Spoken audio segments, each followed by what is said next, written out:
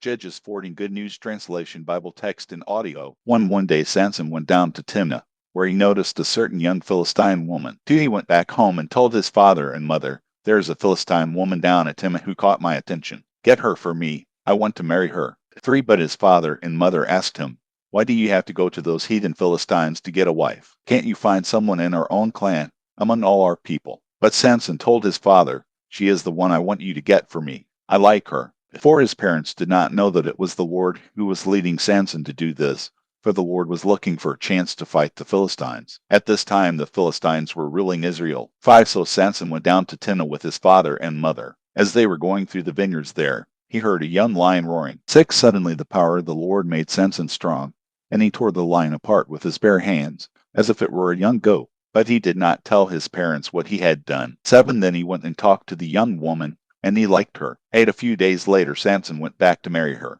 On the way he left the road to look at the lion he had killed, and he was surprised to find a swarm of bees and some honey inside the dead body. 9 He scraped the honey out into his hands and ate it as he walked along. Then he went to his father and mother and gave them some. They ate it, but Samson did not tell them that he had taken the honey from the dead body of the lion. 10 His father went to the woman's house, and Samson gave a banquet there. This was a custom among the young men. 11 When the Philistines saw him, they sent 30 young men to stay with him. 12 Samson said to them, "Let me tell you a riddle. I'll bet each one of you a piece of fine linen and a change of fine clothes that you can't tell me its meaning before the 7 days of the wedding feast are over."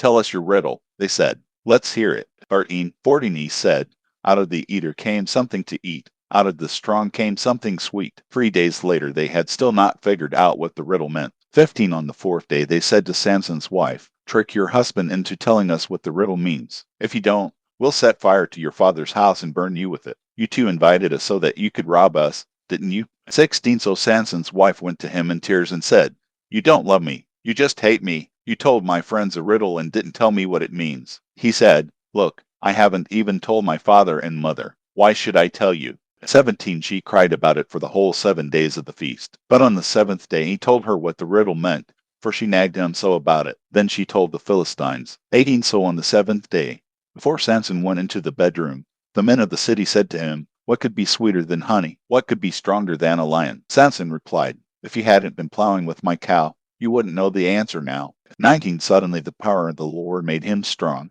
and he went down to Ashkelon, where he killed 30 men, stripped them, and gave their fine clothes to the men who had solved the riddle. After that, he went back home, furious about what had happened. 20 And his wife was given to the man that had been his best man at the wedding.